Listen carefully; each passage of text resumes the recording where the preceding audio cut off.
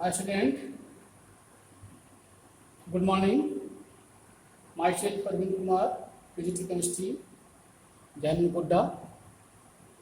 Dear student, in the previous lecture, we have discussed about the packing efficiency of different unit cell, and that are simple cubic unit cell, body center, and face center. Today we will learn about the calculation of the density of the unit cell, how we can calculate a particular type of density of a particular type of the unit cell. So in all the cases, different is only for the number of atoms per unit cell. So this is a general calculation. We are going to learn general calculation.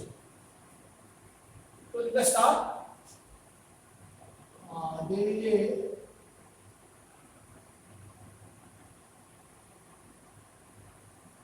unit cell, type of unit cell.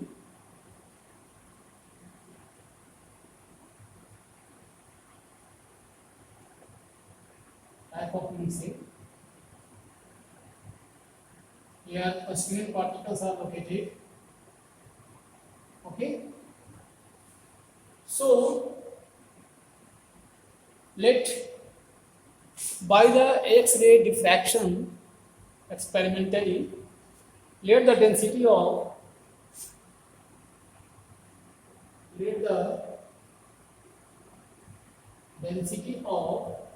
a unit cell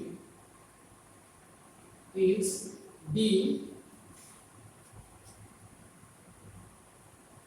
The length of is A. It is the length of the case. You know very well. And the molar mass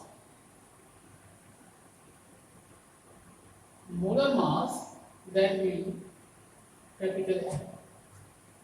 Okay. So the mass of these are the entities. Mass of the unit cell. What is the mass of the unit cell? In order to calculate the density, we are in need of the two entities. First is the mass and second is the volume. First is the mass and second is the volume. So what will the volume? So the volume of unit cell will be equal to AQ, because the length of edge is A and EQ. So density will be equal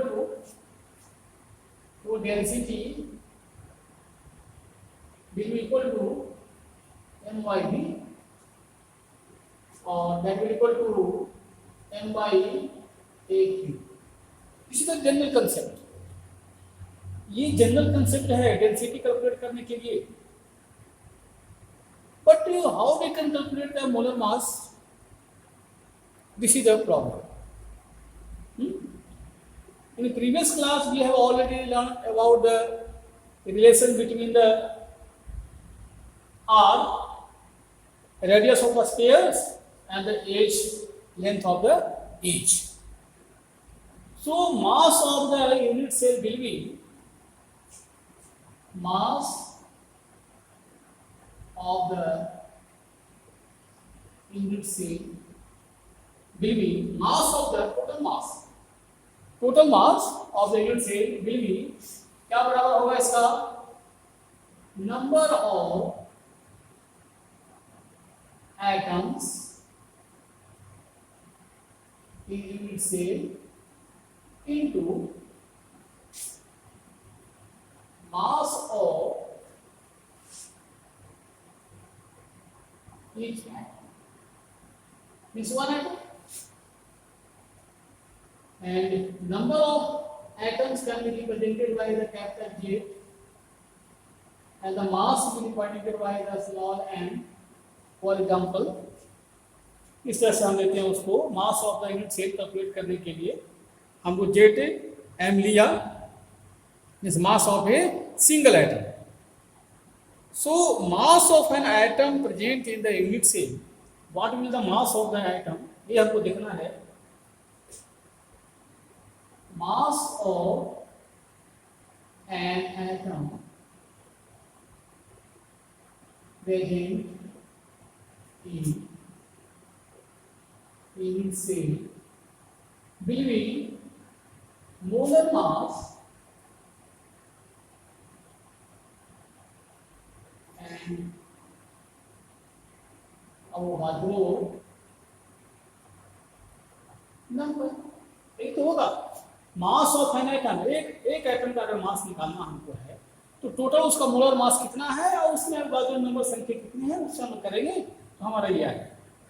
और the mass of the unit cell is represented by m. बताया था small m से and that will equal to molar mass that is capital M upon n0. the n a का difference n a Avogadro number नहीं Avogadro number. अब बच्चों अब यहाँ पर ध्यान दीजिए. अब हमें क्या करना है डेंसिटी निकालना है. तो मास ऑफ द यूनिट से डेंसिटी निकालना है हमको मास ऑफ द यूनिट से. और इसको हम लिख सकते हैं और capital N equal to small n into NA Avogadro number लिख सकते हैं इसको. ठीक. Now density D equal to molar mass upon volume. हमने ऊपर बताया आपको कैसे निकालेंगे हम लोग डेंसिटी को. Molar mass upon volume means that will equal to m by a cube. नहीं. अब देखिए यहां पर जो n की वैल्यू है हमारा ये mass of unit cell that is the z into m. और अगर हम ये कहें कि मास ऑफ यूनिट सेल पूरा मास जो हमारा है that is equal to zn mass of unit cell that is zn and divided by volume. Volume क्या हमारा ये थी और n का हमने निकाला है अभी आपको NA. ये जो हमारा है अवोगाड्रो नंबर जो हमारा है वो अगर हम यहाँ पर m देते हैं n की वैल्यू हमारी जो आ गई है इसको हम देंगे तो z capital M upon a की n अवोगाड्रो नंबर. ओके. हमने क्या किया फिर से देखिए आप ये हमारा कैलकुलेशन मिला और सिंपली हम लोग d equal to zn molar mass upon a cube and m a. अगर ये हम एक रिलेशन कायम कर लेते हैं सो अगर इसमें 4 क्वांटिटी के बारे में आपको पता है तो फिफ्थ जो एंटिटी है उसको वैल्यू हम लोग निकाल लेंगे. वंस अगेन फिर से आप समझिए इसको. मैंने कहा आपको कि क्या है calculation of density of unit cell है. इस यूनिट सेल की डेंसिटी कैलकुलेट करना है तो यूनिट सेल अगर है तो उसका एक एज होगा वैल्यू होगा और उस एज को हमने माना है ये. इसका एक मास होगा मोलर मास होगा कैपिटल ए. इसकी डेंसिटी होगी जो भी अगर इसका लेंथ का वैल्यू हमने ये माना है तो वॉल्यूम क्या बनेगा इसकी. और डेंसिटी हमको पता है डेंसिटी का क्या होता है मास अपन वॉल्यूम. तो capital M upon a Q. दूसरी तरफ हम ये दिखाना है कि जो मोलर मास है बच्चों ये किसके बराबर होगा. तो ये जो मोलर मास है वो बराबर होगा किसका. ये बराबर होगा जितने उसमें एटम्स हैं उनके मास का. तो हम कैसे निकालेंगे number of atoms present in the unit से. And the mass of one atom, वही मैं यहाँ पे लिखा था, number of atoms present in the unit cell that is the Z and mass of each atom means one atom that is small m। और मास of one atom कैसे करेंगे हम लोग? तो अगर हमको एवोगाड्रो नंबर में हम कहते हैं ना 1 मोलर मास है तो उसमें इतना एवोगाड्रो नंबर होगा 6.022 into 10 to the power 23। तो मोलर मास को अगर एवोगाड्रो नंबर से डिवाइड कर देंगे हम लोग तो एक एटम का मास निकल जाएगा हमारा। So density B equal to m, और ये हमारा ZM जिसकी हम लोग चर्चा कर रहे थे अभी, यानी इसको अगर हम लोग यहाँ से रिमूव कर दिए, कंफ्यूजन नहीं होगा आपको, है ना, इसकी कंफ्यूजन नहीं होगी। तो हम लोग इसमें Na की वैल्यू, m का वैल्यू हमने पुट कर दिया, यहाँ पर m का वैल्यू पुट कर दिया। तो m का जब वैल्यू आप पुट करेंगे तो हमें क्या मिलेगा, m ZM हमारा है और n की वैल्यू यहाँ से पुट कर दिया हमने, Z हमारा ये रह गया। मोलर मास जो है, मास ऑफ यूनिट से, mass of unit cell equal to the Z into m, small m। तो Z is the total number, तो Z is the total number. Small m का वैल्यू हम यहाँ से निकाल लिए, m by n है। सो स्मॉल m की वैल्यू हमने जो दिए हैं यहाँ पर, वो स्मॉल m की वैल्यू m by n में कन्वर्ट हो जाएगा। तो D equal to ZM A cube NA। So on the basis of this formula we can calculate the density of the unit cell. Okay, so एक हम इसमें लेते हैं आपका एग्जाम्पल, और एग्जाम्पल के आधार पर हम लोग इसको एक क्वेश्चन लेते हैं और उस क्वेश्चन को इसके साथ में सॉल्व करने का हम लोग प्रयास करेंगे, वो कैसे बनेगा। तो अगर कोई भी हमारा जो ये फॉर्मूला जो है ये 5 क्वांटिटी से बना हुआ है, 5 एंटिटीज आर देयर। तो अगर अब हमें कोई भी पता है तो उसको हम लोग फिफ्थ वाले का कैलकुलेशन कर लेंगे। तो अब इसमें देखिए डेंसिटी क्या है, तो number of atoms present in the unit cell and Z, है ना, and the molar mass divided by the volume A cube and the Avogadro number. तो ये क्वेश्चन है बच्चों आपका इंटेक्स का क्वेश्चन, आप देखेंगे। तो चलिए मैं उसके सहारे इसको समझाने का प्रयास करता हूँ। An element with the molar mass 2.7 into 10 to the power -2 kg, ये आप देखेंगे एनसीईआरटी का क्वेश्चन है। तो एनसीईआरटी के इंटेक्स के बुक में ये क्वेश्चन है 1.18, क्वेश्चन नंबर 1.18। इसके सहारे मैं समझाता हूँ। ये कहाँ क्वेश्चन है, इंटेक्स क्वेश्चन है ये, एनसीईआरटी का एक क्वेश्चन है इंडेक्स का। इसके सहारे मैं आपको समझाने का प्रयास करता हूं। तो इसमें कह रहा है an element with the molar mass 2.7 into 10 to the power -2 kg पर मोल। तो अब देखिए यहाँ पर क्या करेंगे हम लोग, मोलर मास दिया हुआ हमारा molar mass equal to molar mass given to 2.7 into 10 to the power -2, है ना, kg पर मोल। अब देखिए तो ये हुआ, forms a cubic unit cell with edge length 405 picometre. तो ये क्यूबिक सेल बनाता है और उसमें इसका जो एज का लेंथ है, तो गिवन, सो लेंथ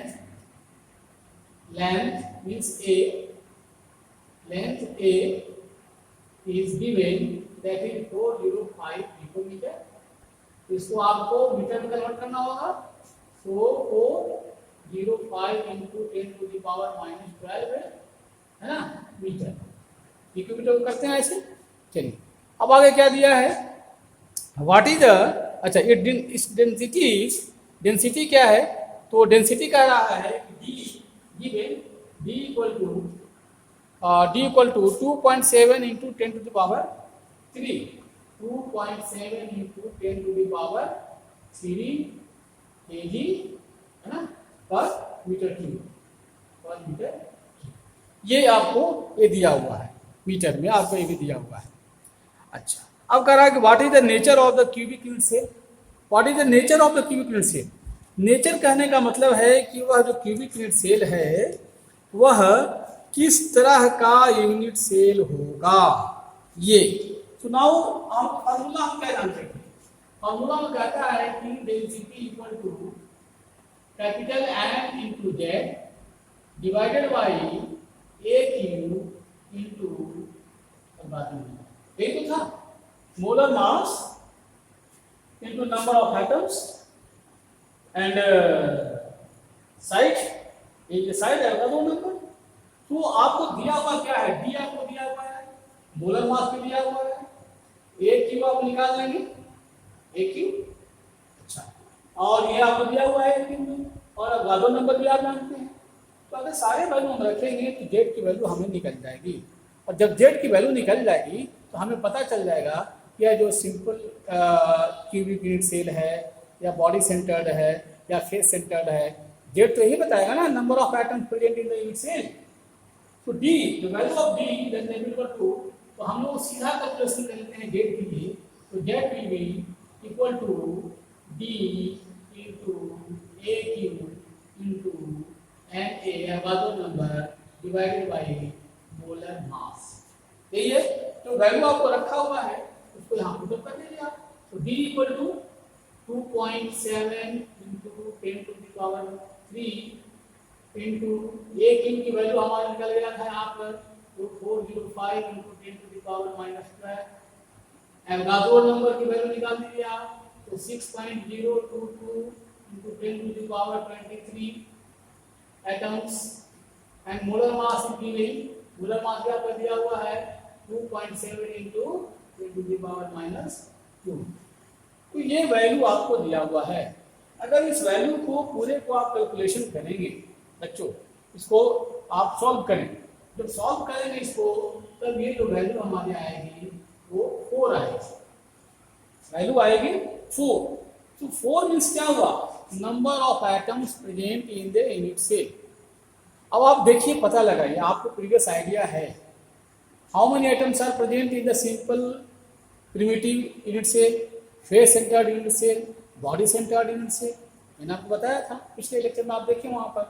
तो सिंपल प्रिमिटिव में क्या होता है, 1 एटम होते हैं।